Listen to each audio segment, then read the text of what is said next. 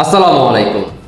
জয় বাংলার সৈনিক ভাই বোনরা কেমন আছেন, কোথায় থেকে দেখতেছেন জানাতে পারেন কমেন্টে। দেশে প্রবাসে যেখানে থাকুন না কেন দ্রুত সর্বোচ্চ শেয়ার করে দেশবাসীকে দেখার সুযোগ করে দিবেন। আগে আমরা শুনি রাজাকার জিন্নাতের বংশের সন্তান 24-এর রাজাকার, যিনি পাকিস্তানকে ধারণ করে, যিনি চায় না বাংলাদেশ নামটা থাকুক। ইতিমধ্যে আপনারা জানেন, পূর্বে বিগত দিনে তিনি কিন্তু সোশ্যাল মিডিয়াতে প্রচার করছে বাংলাদেশ নামটা তার কাছে খুব কষ্টদায়ক মনে হয়। তাই আমরা আগে তার কথাগুলো শুনি, সংক্ষিপ্ত কিছু কথা শুনি, তারপরে তার আসল রূপটা আমি প্রকাশ করতে যাচ্ছি। ইতিমধ্যে আপনারা কিন্তু জানেন, শুনতে থাকুন। 53 বছরে বাংলাদেশে কোনো রাজনীতি হয়নি, যা হয়েছে বাটপারি হয়েছে। না ভোটের নামে বাটপারি, নির্বাচনের নামে বাটপারি, লুটপাট, টাকা পাচার, চুরি চাওয়ারি, মেম্বার থেকে শুরু করে সমাজের সবচেয়ে খারাপ লোকগুলো দেখবেন পলিটিক্স করে টাকা বানায়। এবং যে ভাই কারেক্টলি শুরুতে প্রশ্ন করেছেন যে রাজনীতিবিদদের পেশা, রাজনীতিবিদদের আয় উপার্জনের কোনো সোর্স নাই। আপনি অধিকাংশ পলিটিশিয়ানকে জিজ্ঞেস করবেন, তার অলমোস্ট কোনো কাজ নাই। আমি শুনলাম আপনাদের এখানে চাঁদাবাজির গল্প শুনলাম। আপনাদের তো সব দখল হয়ে গেছে, অলরেডি দখল হয়ে গেছে না? চাঁদাবাজি কি বন্ধ হয়ে গেছে? সিলেটে তো ড্রাগের ব্যবসা, ইয়াবার ব্যবসা তো ব্যাপকভাবে চলতেছে। আপনার মেঘালয় থেকে, আসাম থেকে তো ব্যাপক মাত্রায় ড্রাগ আসতেছে। পলিটিশিয়ানদের চাঁদাবাজি নিয়ে কোনো বক্তব্য আছে যে কিভাবে রাজনীতির ছত্রছায়া চাঁদাবাজি বন্ধ হবে, চেষ্টা চলবে কিভাবে? তাহলে এই জায়গাতেই আমরা বলছি 70 এবং 90-এর যে আকাঙ্ক্ষা, সে আকাঙ্ক্ষাকে 24-এর বাস্তবতায় যদি রাজনৈতিক দল এবং ব্যক্তিরা বুঝতে ভুল করে, এবং আমার কাছে মনে হচ্ছে বুঝতে ভুল করছে ইতিমধ্যে, তাদের 6 মাসের আমলনামা দেখে মনে হচ্ছে বাংলাদেশে রাজনীতিবিদরা আসলে তেমন কিছু শেখেন নাই 16 বছর থেকে। ও আচ্ছা, তাই নাকি? আচ্ছা, এইবার আপনারা আমার পক্ষ থেকে তার পূর্বের ইতিহাস আমরা অবশ্যই জানার দরকার। যেহেতু তিনি বলছেন বিগত 53 বছর বাংলাদেশে কোনো রাজনীতিক হয় নাই, বিগত 53 বছরে সবাই ছিল বাংলাদেশের জন্য দুশ্মন। তিনি হচ্ছে প্রকৃতপক্ষের পাকিস্তানের বংশধর, তিনি হচ্ছেন প্রকৃতপক্ষের বাংলাদেশকে চায় না, যিনি বাংলাদেশের নাম পরিবর্তন করে পাকিস্তান ধারণ করে। তার বুকে পাকিস্তানের ভালোবাসা সবচেয়ে বেশি। কিন্তু দুঃখের বিষয় হলো সত্য, তিনি গত 15-16 বছর যেটা শিক্ষা তিনি পারে নাই। গত 15-16 বছর স্ক্রিনে আপনারা দেখতেছেন অলরেডি একটা যে নয়া দিগন্ত, যেটা 2009 সালের পত্রিকায় নয়া দিগন্তে, তখন কিন্তু আপনার সোশ্যাল মিডিয়াতে তেমন একটা বাংলাদেশ ছিল না, তখন কিন্তু বাংলাদেশ ডিজিটাল ছিল না। তার জন্য আপনারা বিভিন্ন সোশ্যাল মিডিয়াতে তখন সাংবাদিক বলেন, টেলিভিশন বলেন, তখন এমন ছিল না। মাননীয় প্রধানমন্ত্রী শেখ হাসিনার নেতৃত্বে পরবর্তীতে বাংলাদেশ ডিজিটাল হওয়ার কারণে সোশ্যাল মিডিয়া থেকে শুরু করে সবকিছু কিন্তু মানুষের হাতে স্মার্টফোন থাকার কারণে সবকিছু আপনারা আপডেট জানতে পারেন। আপনারা 2009 সালের দিকে লক্ষ্য করবেন, নয়া দিগন্তে যে পত্রিকা, ওইখানে আপনারা স্পষ্টভাবে দেখতেছেন যে তিনি কি করতেন, তার বিগত দিনে তার ব্যবসা কি ছিল। চুল এমনি তার মাথার চুল চলে যায় নাই। তিনি ছিলেন র্যাবের অভিযানে কিন্তু তিনি পতিতালয়ের 4 জন নারী সদস্যকে নিয়ে র্যাবে তাকে আটক করে বাংলাদেশে ঢাকা শহরে। তখন তিনি ওইখান থেকে জেল থেকে বাইর হন যাবেনি। এই জন্য কিন্তু তার মনে অনেক দুঃখ বেদনা। আমরা যেটা পূর্বের ইতিহাস আমরা যা বুঝতে পারলাম, 53 বছরের ইতিহাস আমাদের জানার প্রয়োজন নাই।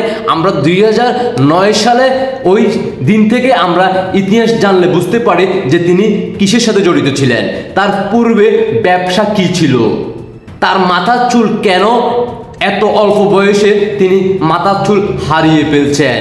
এখন তার মাথার মধ্যে চুল গজাচ্ছে না, কারণ তিনি 2009 সালের পূর্বে তিনি ছিলেন একজন নারীদেরকে নিয়ে সাথে কইরা পতিতালয়ের সর্দার ছিলেন। তিনি ছিলেন গডফাদার। তিনি বাংলাদেশের বিভিন্ন স্থানে নারীদেরকে নিয়ে ব্যবসা করতেন আর ওইখান থেকে অর্থ অর্জন করতেন। আর এই ব্যবসাকে কিভাবে বড় করা যায়, ওই চিন্তাধারা থেকে তার চুল আস্তে আস্তে পড়ে যায়। এই জন্য তিনি এখন তিনি টাকলা ফুয়াদ, ব্যারিস্টার টাকলা ফুয়াদ, যিনি বিগত 53-54 বছরে বাংলাদেশে কোনো রাজনীতি হয় নাই। তিনি এখন মানুষকে দেখাচ্ছে বাংলাদেশে বিভিন্ন স্থানে এখন মদ, গাঁজা, বিভিন্ন ধরনের নেশা নিয়ে বাংলাদেশের রাজনীতিবিদ কারা কারা রাজনীতি করে? যারা লোক ভালো না, তারাই শুধুমাত্র বাংলাদেশের চেয়ারম্যান থেকে মেম্বার থেকে শুরু করে তারা সবাই রাজনীতি ইনভলভ হয়। তাদের কোনো ব্যক্তিগত কোনো ব্যবসা নাই, শুধুমাত্র ওনার একটা ব্যবসা আছে, যেটা ছিল বিগত 2009 সালে উনি র্যাবের হাতে অ্যারেস্ট হয়, আর ওই ব্যবসা বন্ধ হয়ে যায়। গত 16 বছর মাননীয় প্রধানমন্ত্রী শেখ হাসিনা ক্ষমতা থাকা অবস্থায় তিনি এই ব্যবসা চাঙ্গা করতে পারেন নাই। এই জন্য তার মনে অনেক দুঃখ, এই জন্য তার মনে অনেক বেদনা, এই কষ্ট, এই ব্যবসা লস খাওয়ার পরেই কিন্তু তিনি এখন আওয়ামী লীগের পরিবারদের প্রতি তার খুব ঘৃণা, বাংলাদেশের প্রতি তার ঘৃণা, তার 71-এর প্রতি তার ঘৃণা, মুক্তিযুদ্ধদের প্রতি ঘৃণা। কিন্তু তিনি এটাও বলতেছেন বাংলাদেশের রাজনীতি কারা করে? যারা ভালো না। এখন তিনি নিজেই রাজনীতি করতে যাচ্ছেন। এখন তার কথাই তাকে আমি ফিরে দিলাম, তাহলে তিনি কেমন?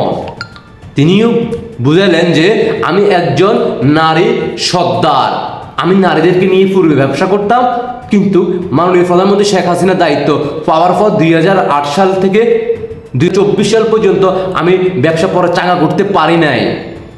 এই জন্য আমার খুব কষ্ট, ব্যথা, যন্ত্রণা নিয়ে আমি এখন 24-এর রাজাকারে হিসেবে আমি নিজেকে আত্মপ্রকাশ করলাম যে যিনি পূর্বে কয়েকবার তিনি বলছেন বাংলাদেশকে তিনি চান না, তিনি বাংলাদেশের পরিমণিকে চেনেন না। পরিমণি কে? হো আর ইউ? পরিমণি কে? তিনি চেনেন না। তিনি নায়িকা শাবানা, শাবনূর কাউকে চেনেন না। তিনি হচ্ছেন জান্নাত। উনি সবসময় নামাজ পড়েন। উনি বাংলাদেশের নায়িকাদেরকে চেনেন না। তিনি তার পরিবারে তিনি যাকে বিয়ে করছেন ওই মেয়েকেও চেনেন না। উনি আসলে কি ওনার বউ কিনা ওটাও উনি চেনেন না। উনি সাকিব আল হাসানকে চেনেন না, উনি মাশরাফিকে চেনেন না, আপনারা ইতিমধ্যে জানেন। কিন্তু উনি চেনেন ওই ব্যক্তিদেরকে যারা নারী ব্যবসার সাথে জড়িত, যারা দেহ বিক্রি করে, ওই নারীদের সাথে উনি পরিচিত। আর সেটা 15 বছর 16 বছরে তিনি সেটা সফল হইতে পারেন নাই। তার জন্য তার মনে এত কষ্ট, এত যন্ত্রণা। বুঝতে পারছেন আপনারা নাকি এখনো বোঝেন নাই? অনেকে এসে এখন বলবে এটা ভুয়া। মানে একটা পত্রিকা সুন্দরভাবে দেখা যাচ্ছে 2009 সালে, যাদের মনে হচ্ছে যে না এটা ভুয়া, তাহলে আপনারা ওই পত্রিকার সাথে যোগাযোগ করুন। তারপরও মানুষকে আর বোকা ভাববেন না। মানুষ এখন হাতে হাতে স্মার্ট ডিজিটাল স্মার্টফোন দেওয়া আছে। মাননীয় প্রধানমন্ত্রী শেখ হাসিনা ডিজিটাল করার কারণে এখন সবার হাতে স্মার্টফোন আছে। গুগলে চার্জ দিলে আপনারা পেয়ে যাবেন উনি আসলে কি ছিলেন। ওনার বিগত দিনের ইতিহাস জানতে হলে আপনাকে একটু দেখে আসতে হবে 2009 সাল, যিনি র্যাবের হাতে 4 জন নারীকে নিয়ে তখন অ্যারেস্ট হয়। পরবর্তীতে উনি যেভাবে হোক উনি ওইখান থেকে জামিনে মুক্তি পায়। আর এই ব্যবসা চাঙ্গা না করার কারণে, না করতে পারার কারণে তিনি দীর্ঘদিন থেকে 15-16 বছর অনেক কষ্ট, অনেক ব্যথা, অনেক যন্ত্রণা নিয়ে তিনি মাননীয় প্রধানমন্ত্রী শেখ হাসিনাকে এখন আর পছন্দ করেন না, কারণ উনি ব্যবসা চাঙ্গা করতে পারেন নাই। বুঝতে পারছেন? এখনো বোঝেন নাই। আশা করি যারা বুঝছেন তারা তো বুঝিয়ে ফেলছেন। জয় বাংলার সৈনিক ভাই বোনরা কেমন আছেন, কোথায় থেকে দেখতেছেন এই মুহূর্তে জানাইতে পারেন কমেন্টে। দেশে প্রবাসে যেখানেই থাকুন না কেন, এই ফুয়াদের আসল রূপটা দেশবাসীকে দেখার সুযোগ করে দিবে, যাতে করে বাংলাদেশের সাধারণ জনগণ জানতে পারে, বুঝতে পারে। আর ওই সকল নারীদেরকে উদ্দেশ্য করে বলবো, যারা এই ফওয়াদের সাথে আপনারা যুক্ত ছিলেন, একটু দেশবাসীকে দেখার সুযোগ করে দিবেন। দেশবাসীকে একটু আপনারা বলেন, যে কোনো প্ল্যাটফর্মে এসে, যে কোনো সোশ্যাল মিডিয়াতে আপনারা মুখ খোলেন যে হ্যাঁ এই ফওয়াদের সাথে আমরা যুক্ত ছিলাম। ফওয়াদের আসল বিগত দিনে তার ব্যবসা ছিল এটা, আমরা তার সাথে ছিলাম। আপনাদেরকে আমরা প্রয়োজনে সাপোর্ট করে যাব। আপনারা যারা ছিলেন ফওয়াদের সাথে যুক্ত, ওই সকল আপুরা আপনাদের পরিচয়ের প্রয়োজনে আপনারা দিবেন না, তারপর প্রকাশ করেন। এই জিন্নাতের বংশের, রাজাকারের বংশের সন্তানদের মুখোশগুলো দেশবাসীকে একটু দেন। আশা করি সবাই বুঝতে পারছেন। সবাইকে অসংখ্য ধন্যবাদ। জয় বাংলার সৈনিক ভাই বোনেরা, ভালোবাসার জায়গা থেকে আমার একটা ইউটিউব চ্যানেল, লিঙ্ক কমেন্টে দেওয়া আছে, সবাই ইউটিউব চ্যানেলটিকে সাবস্ক্রাইব করে দিয়ে আসবেন। আশা করি সবাই বুঝতে পারছেন। সবাইকে অসংখ্য ধন্যবাদ। আল্লাহ হাফেজ।